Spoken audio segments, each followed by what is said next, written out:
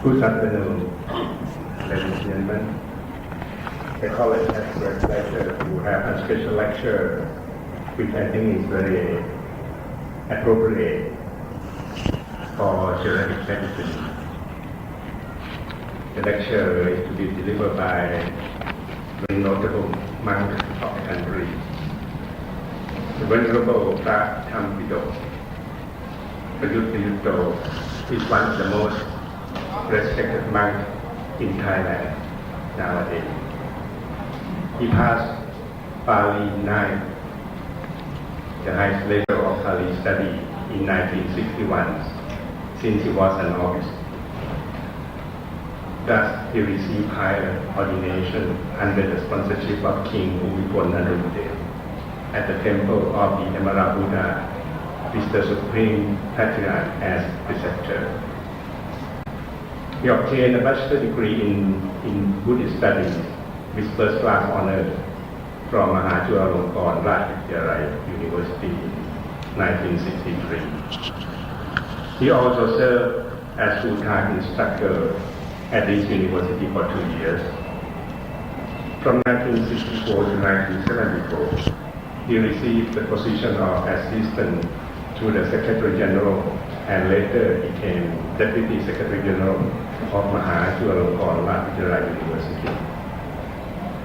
In 1982, he was conferred honorary doctorate in Buddhist studies by this university.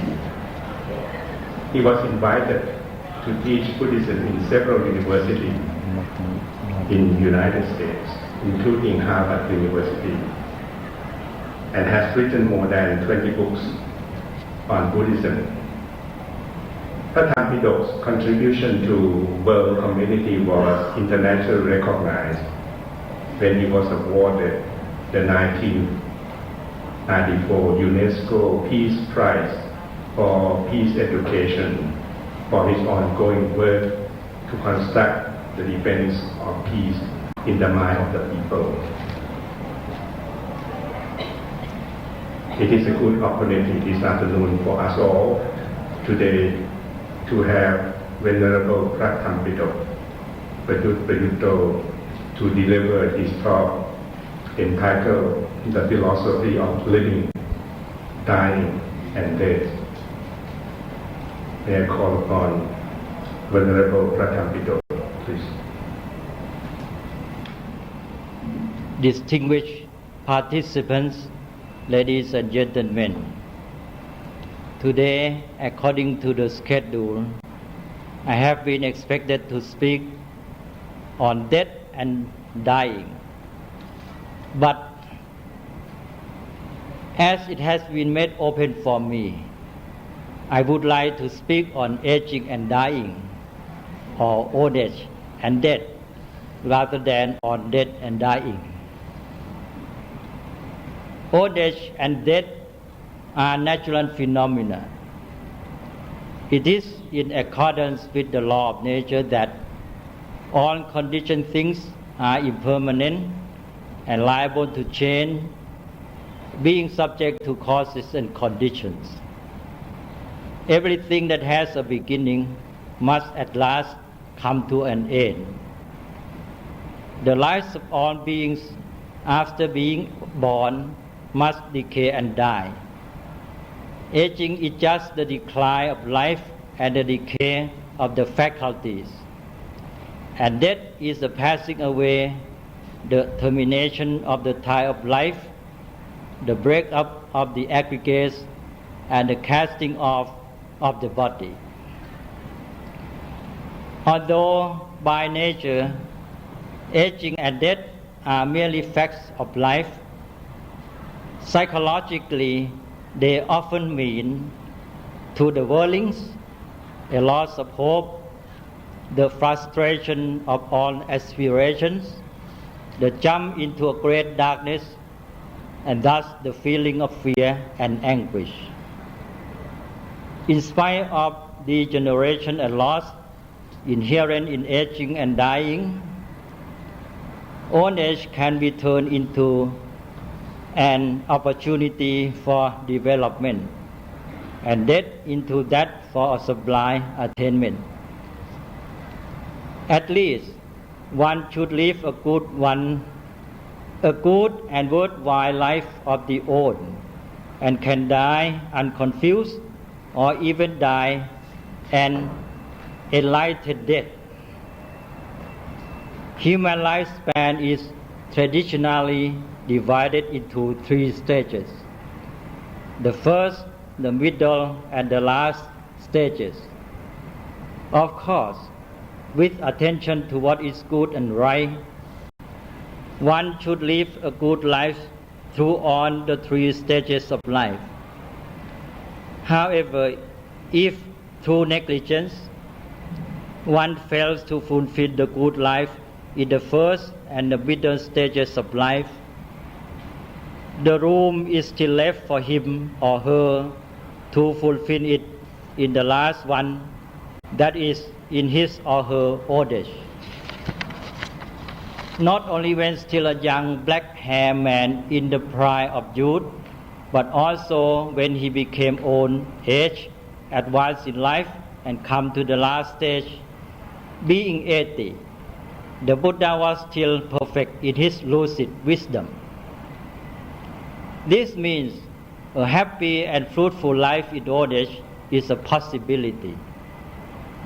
Moreover, as mentioned earlier, one can even make progress in the good life and attain to perfection in this last stage of life.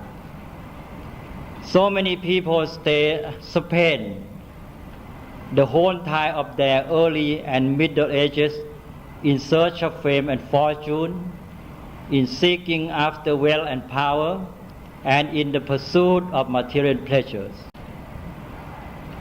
They might say that their lives have been worthwhile. Really, they are not. It is not enough. They have not got the best of their life. They have not realized the full potentials of the humans. To live longer into old age gives them the advantages over other people, as they are in a position to make advances towards fulfilling this potential. What are these potentials? There are a lot of them. Examples are the various kinds of inner and independent happiness through inner development.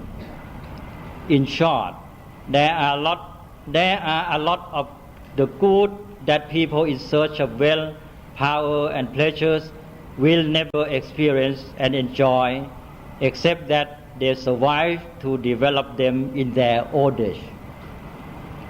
As long life up to an old age is an advantage, if one learns how to utilize it, we should look after ourselves well so that we will have long life. Of course, good care of life is needed. We should look after ourselves well, physically and behaviorally, emotionally and volitionally, and intellectually and intuitionally. The interdependence and interrelationship among these aspects of life should be rightly steered or directed so that they become intercontributory. First, physical care should not be separated from behavioral development in relationship with social and natural environment.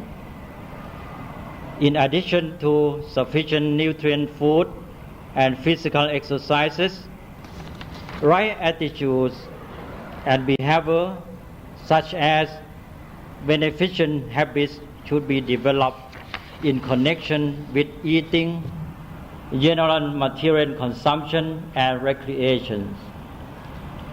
As all know well, the present-day society is under the competition system and consumerism. When people fall into the state of tight scarcity because of competitive individualism and personal pursuit of material pleasures.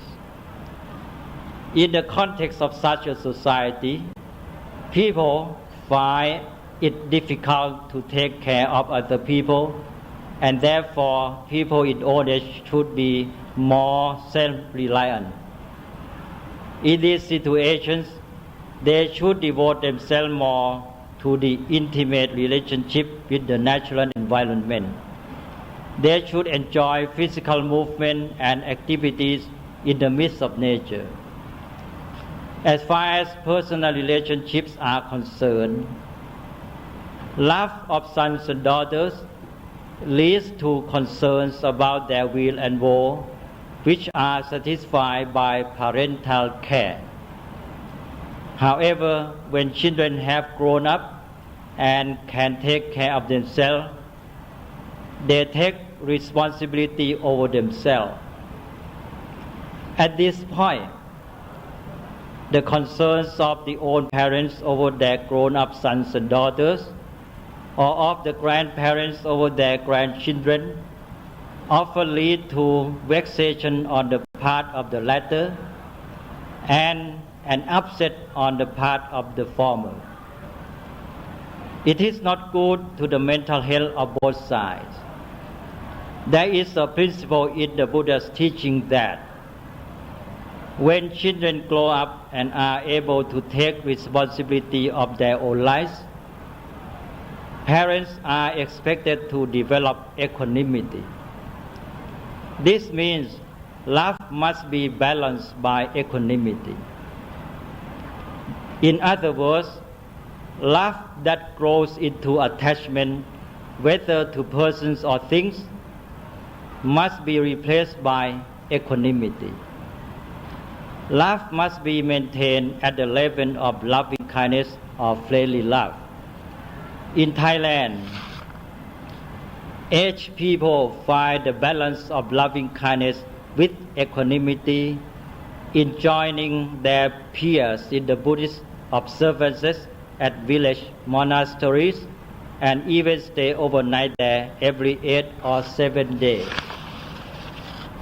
To go further in emotional care and volitional encouragement, an elderly should develop in him or herself the will to do something. This means he or she should have something in mind that he or she values highly or has a loving interest in, which he or she wants very strongly to do. For example, the writing of some book on one's cherished experiences, the carrying out of a gardening program, or the search for knowledge of a spiritual matter. Let his or her will to do be so strong as to make him or her say to him or herself that I cannot die if I have not achieved this job. Many of us can think of elderly people, especially those after retirement, who not long after retiring from work became subject to loneliness, dejected, downhearted and gloomy. They quickly wither away and die. Some suffer from depression and even commit suicide. But the elderly who develop the will to do will not be so. Their willpower and strong spirit will only develop. They have something to commit themselves to, and there also they will apply reasoning and intellectual investigation. They will become strong and healthy both in mind and in body. The Buddha says that one who has the 4 qualities of the desire to do, the strong willpower, the sense of commitment, and the spirit of investigation and or experimentation can live long throughout the whole lifespan. Now we come to the boundary between the heart and the head, where the emotion will be refined, made wholesome and strengthened by intellectual faculty. However, in passing, I would like to mention another 2 points. Elderly people usually have bodies that are frail and easily afflicted with diseases. This tends to make them worry and dejected. Here, they are encouraged by the Buddha to train themselves. Although my body is ill, my mind shall not be ill. Or, even though my body becomes frail, my mind shall not be weakened. Another point is concerned with happiness. Many or most people think of happiness in terms of sensual or material pleasures.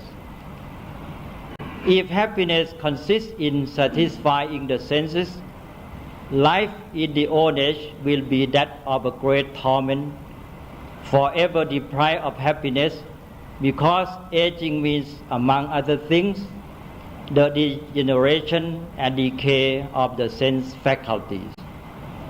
In reality, there are roughly 2 kinds of happiness. One is sensual happiness, dependent on external material pleasures. As this kind of happiness is dependent on material objects outside, those who are devoted to its enjoyment become pleasure seekers or the seekers after happiness. In the pursuit of this kind of happiness, the pleasure seekers learn and spend a lot of energy to develop the ability to seek for the goods to gratify their senses. This has even been unconsciously taken by these people to be the meaning of education. But it is the gifts of human beings that they are possessed of the potential for creativity. Through this potential, human beings have created through their creative thinking and constructive idea the human world of inventions and technologies. Directed inside, this potential can be developed for the creation of inner happiness and the various kinds of skillful mental qualities. Unfortunately, the pleasure seekers or the happiness pursuers, being engrossed in the search for external objects to gratify their senses, fail to develop this potential for the inner creativity. This creative or formative potential left undeveloped works out for them inner lack of happiness and various negative mental states.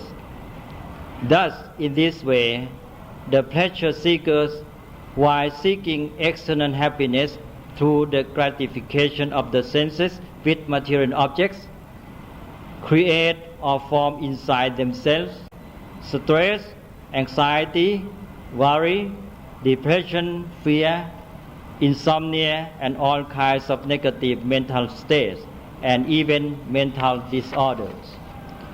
To be sure, these pleasure seekers in their old age will suffer double anguish. Externally, because of the degeneration of the sense faculties, they experience the frustration of the sensual happiness. Internally, they are subject to the formation and arising of unskillful feelings such as fear, anxiety, stress, and depression, and the frustration of the external happiness. And the frustration of the external happiness intensify these negative emotions even more. This seems to be a very unhappy life in old age. Wise people not only develop the ability to seek for external objects to gratify sensual desires, they develop the potential for creativity to create in themselves various positive mental qualities and inner happiness. We are usually advised by the Buddha to develop 5 skillful qualities